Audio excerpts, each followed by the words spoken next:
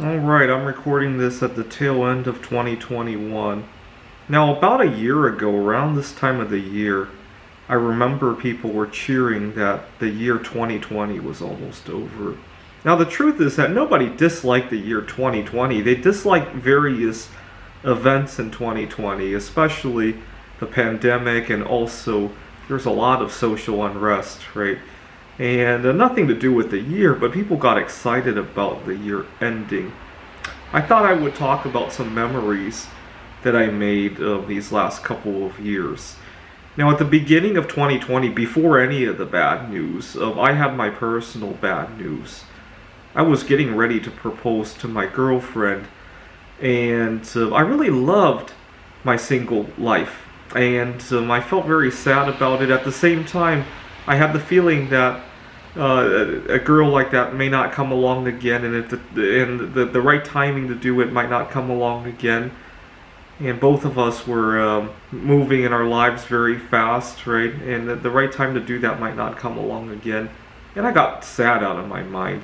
I mean, it was nothing crazy. It was just that I realized that life was moving on, and things that I took for granted that I did may not come back again.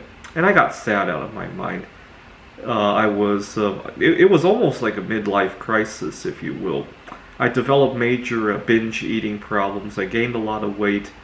I traveled to several computer conferences that year and competed in way too many events. I wasn't doing any of them very well. I was just depressed out of my mind. Well, and all of that was interrupted by COVID-19, obviously, right? So that first week of the crisis, I remember thinking that I could finally have some extra time to myself without the girl, but I liked it so much that I decided to make that permanent. And I think she likes it too, so it's all good now. I thought for sure she would meet somebody else, but later on she confided in me that she wasn't ready either. Now, that first week of the lockdown, I was really worried about see, I used to have binge eating kind of problems, and I was worried about getting to my favorite foods, especially baking chocolate. I bought a lot of baking chocolate. I really didn't care about the toilet paper all that much, though. I also bought a lot of alpha-lipoic acid. I have high-functioning autism that is caused by mercury toxicity. My body doesn't get rid of mercury very readily, and I was very worried about my supplements coming into short supply. But I was especially worried about baking chocolate. You see, I used to naively have trouble finding life outside of food. I'll get to that in a second. That has obviously changed a lot during the pandemic. Now, that first week of the lockdown, I was still adjusting to how am I gonna go on with my life without having all these comforts in life. Right? I used to love to hang out in there's a cafeteria inside of my favorite grocery store. I'd go out there and just network with people, but obviously the cafeteria had to close. Right? I love that area because it wasn't too busy. Right? I used to have social anxiety problems. Going out to a nightclub or a bar was just out of range for me. I couldn't do that. But a cafeteria where there's a little bit of noise, but not boom, boom, boom, boom, boom, was just the right environment for me. Obviously, they closed it, and I was saddened by that. But as soon as I left the cafeteria, and it was late afternoon, I got out there, and the moon was out, Jupiter, Saturn were out, and I was like, oh my God, the night sky still works, right? As much as life on Earth has been appended by all this, Jupiter and Saturn and the moon are still going to rise and set. It just hit me really, it just hit me in a weird way when I saw that, right? That we couldn't interrupt that stuff, right? The other funny thing that first couple of weeks was that at the grocery store, everything was sold out. I was worried about being able to get alpha-lipoic acid. And what was really crazy was the beer aisle. Everybody had been hoarding beer, but nobody wanted Corona beer. There was this huge mountain of Corona beer. And I'm thinking to myself, uh-oh, by the end of this thing, people are going to be so unhealthy. They're going to gain a lot of weight. We're going to have a lot of alcoholics, and I deal with alcoholics a lot in my everyday social circle. And let's just say that I don't like it, and I was worried that there's going to be more of those people around me. It's just not for me. I don't get along with people who are drunk near me. So I leave the grocery store and I go out to my favorite trail where I was seeing Jupiter and Saturn and all that, and I see that the walking trails are busier than ever. So I noticed early on that we had one group of people who was using this as an opportunity to overindulge, and a whole other group of people who were using this as an opportunity to have some time for exercise. And I'm thinking that at the end of this thing, we're going to have a big divide between the healthy and the unhealthy. We're already starting to see that, by the way, right? You got people who are so fragile that as soon as somebody coughs on them, they're going to die, right? And then a whole other group of people who are using this as an opportunity to get fit, to get over eating disorders, and all that. Now, eventually, I had a hard time living in Seattle during the pandemic. Seattle is very oriented on people who are involved in relationships, people who, even LGBTQ, right? But not so much for people who are happily single.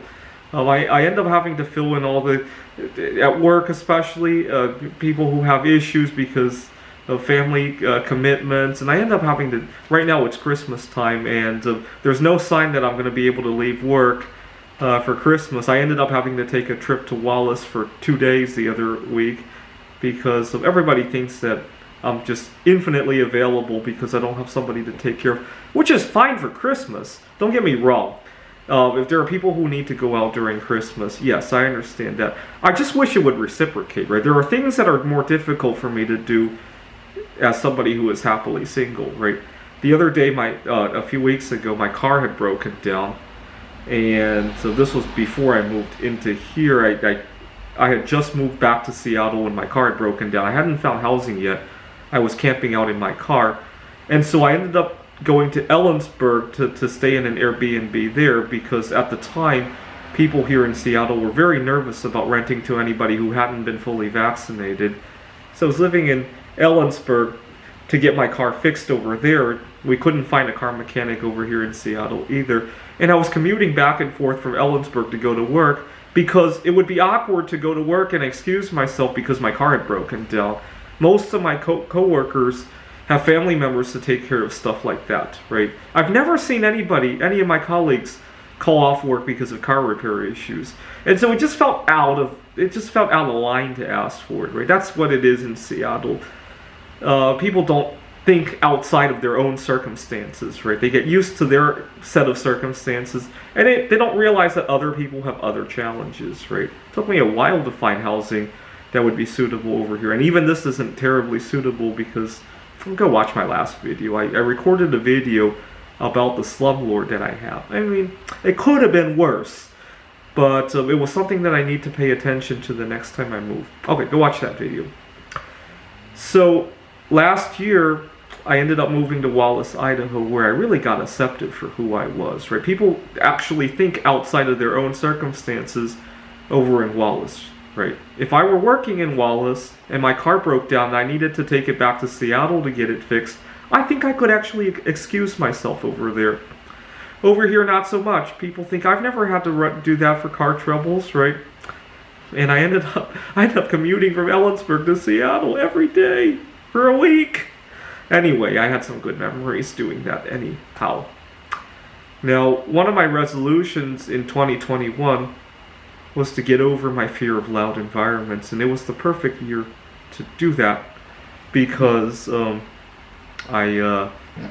were reopening to 25% capacity. I took up bowling, and a few months ago I bowled a game of 242 points, and I'm really proud of that. It was an anomaly. I usually average around 150 to 160. And then we reopened for a bit, but then the Delta variation came back. And I moved to Phoenix during the Delta variant, and I got myself really tanned. And I look forward to doing that at some point again. I'm thinking of, unfortunately, we might get a chance to work remotely again, or I might take a summer vacation to Phoenix in June, July, and get myself tanned again, right? You know, people travel to Phoenix in the wintertime. They call themselves snowbirds, but I prefer to go to Phoenix during the summertime and get really tanned. I call myself a firebird when I do that. That's another story for another time. During the Delta variant, there was this is kind of, I'm kind of bragging now when I talk about this memory, but there was a time when people got really scared of the financial market again. There was a pullback, and I think platinum hit a low of 900 something. It was in the mid 900s, and I took advantage of that. Bought a platinum bar, and when the platinum bar came in the mail, when I opened it, it was like getting a trophy for surviving the next round of COVID-19. It really was, because we were all scared to death, and even I was scared to death, not only for the virus itself, but for my career path and what's going to happen next, and where am I going to move to next, and am I going to be accepted for who I was? Because during the pandemic, I really didn't get accepted for who I was. I had my own set of challenges. People who were in relationships, had children, had their set of challenges, right? Their school was locked down. They couldn't meet up with their family. They couldn't go. They had domestic disputes, right? I wasn't having that, but I was having, oh my God, there's nobody to take my car to get fixed, you know, and what else? When the store was locked down, when I was sick at home with COVID-19, I didn't have a spouse to shop for me. I was dealing with those kind of problems, and unfortunately, back home in Seattle, my peers oftentimes didn't relate to them. And I just had to struggle alone, right? I'm not saying alone in the sense that I didn't have a spouse, alone in the sense that nobody could relate, right? And having survived all that, and then picking up a cheap platinum trophy at the end of it really felt like something, right? I love little memories. The other little memory I made was that during the summertime when I was getting tanned, and I was going to Walmart and there was tax software on the shelves, right? Usually they stopped selling that in April, but last year they sold it all the way until May, and the year before that they sold it until July. And it just gave me a nice warm fuzzy feeling I love little memories. Especially when I'm not being accepted for who I am, and then I see tax software, I go out and get myself tanned, I pick up a trophy. It just makes it all that worthwhile, right? Anyways, in the coming year, I hope to deal a little bit better with these differences. The problem I had with my landlord, it's very trivial compared to other slumlords that one could be having, but I take it way too hard.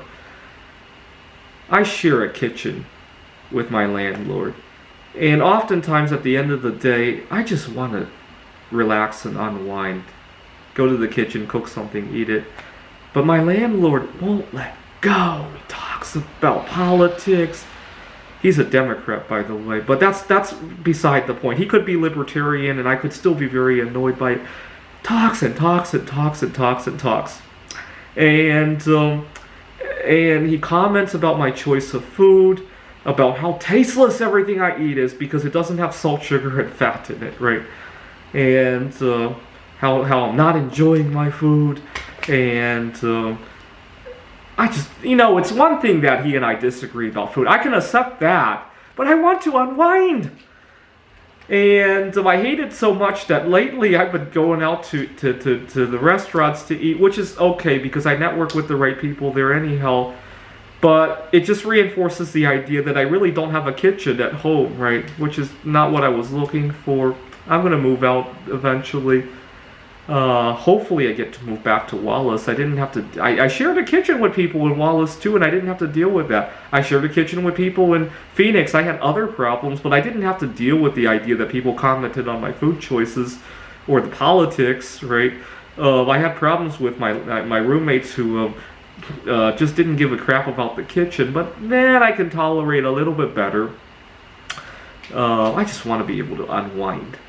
To give you an idea, when I was living in Phoenix, one of my roommates had a difficult time with putting the silverware back after using them, And I ended up going out and buying like dozens and dozens of sets of silverware just so my roommate could make them disappear. Because I'd rather deal with that than to not have a place to unwind. I'd rather go out and spend, how much did I spend on the silverware? Like 10, 20 bucks? And just have it disappear? That's tolerable. But not having a place to unwind after a long day is not so tolerable for me. Anyway, but that's just myself. But I hope to deal with that a little bit better. I hope to, in the long term, I hope to be able to talk my landlord out of doing that, right? I just don't, I'm just not a very confrontational guy. Hopefully that will be a memory that I make in 2022. It'll be a memory I'll be forced to make if we have to go back to reopening, because sooner or later I'm going to have a colleague who doesn't respect boundaries, who harasses me, who does all sorts of stuff, right? And I'll have to learn to adjust that to make it to make the workplace tolerable, right? And okay, made a lot of memories, good and bad ones, but all of them were memories that I'll look back at, right? Thanks for watching.